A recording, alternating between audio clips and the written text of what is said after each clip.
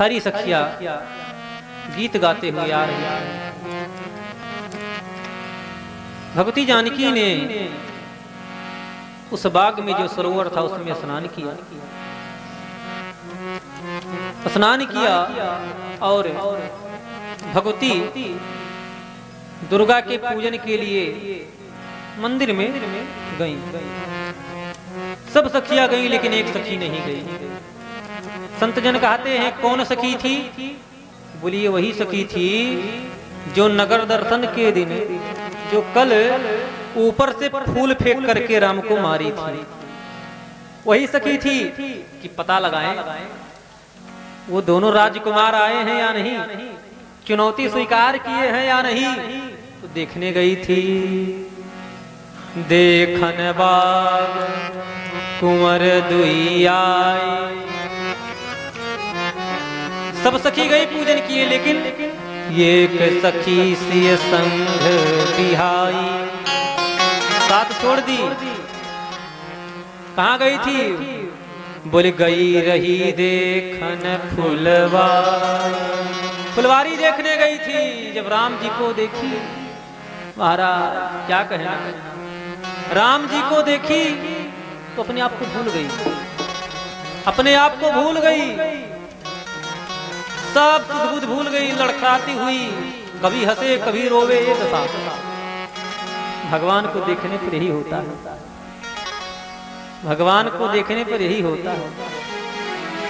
शरीर रोमांच हो जाता है, प्रफुल्लित हो जाते हैं, कंठ अवरुद्ध हो जाते हैं। महाराज सखी ने जब देखा रघुनंदन को और लक्ष्मण को प्रसन्न हो गई। जानकी जी के पास आई, बोली जानकी जानकी जानकी। गिर पड़ी। सखियों ने कहा क्या हुआ? अरे क्या दर्द है, क्या पीड़ा है, क्या सदमा है, बीमारी है। अरे तुझे बीमारी हो गया कारे, तुझे बीमारी हो गया, किसी बात का सदमा लग गया, तेरा किसी अंग में कोई पीड़ा हो गई, तू रो भी रही है, हंस भी रही है, गिर रही है, चल रही है, क्या बात है बता तो सही। बोले अब मत कहो, मत कहो, मैं क्या बोली? बोले कुछ तो बोल। बोले बोल नहीं सकती। एक श्यामल है एक गोर है, लेकिन उसके विषय में कह नहीं सकती, उसके विषय में कह नहीं सकती महाराज। क्यों? बोले गिरा या नयन, नयन में जिह्वा नहीं। नयन तो देखा लेकिन नयन के पास जीभ नहीं है। गिरा अनयन नयन बिनु बानी। जीभ बोल सकता है लेकिन देख नहीं सकता। नेत्र देख सकता लेकिन बोल नहीं सकता। जीभ बोल सकता लेकिन देख नहीं सकता। अब जब ऐसा व्याख्या हुआ तो जितनी सखियां थी सब उत्साहित हो गई। चलो देखे, चलो देखे, चलो देखे। सीता जी ने कहा क्यों चलोगी, पहले पूजन करो। बोले पूजन हो जाएगा बाद में भी, चल देख, चल देख, अभी दिन पड़ा है पूजन के लिए, चलो देख ले। तब तक एक बोली कहीं वही तो नहीं। अरे सखी कहीं वही तो नहीं जो कल नगर देखने आए थे, जिनके सौंदर्य का प्रशंसा पूरे मिथिलावासी कर रहे थे।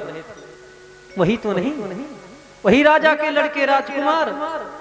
तब तो जानकी जी ने कहा हमको भी देखना चाहिए, कल तो देख नहीं पाए थे, आज चले। सीता जी चली अष्ट सखियों के बीच में।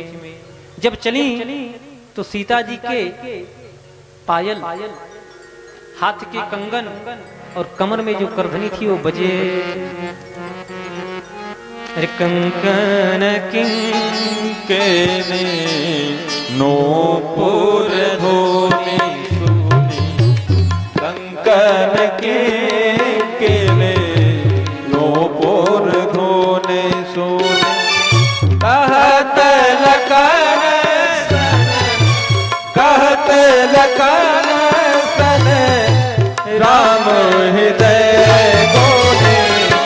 कंकन के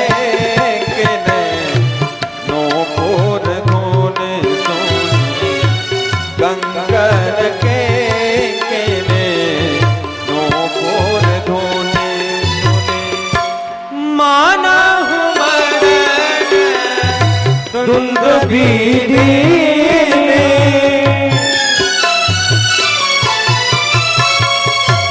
माना हूँ मदन धुंध भीनी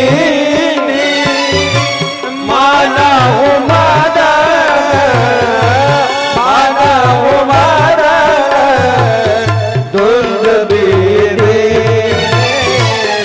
मन सा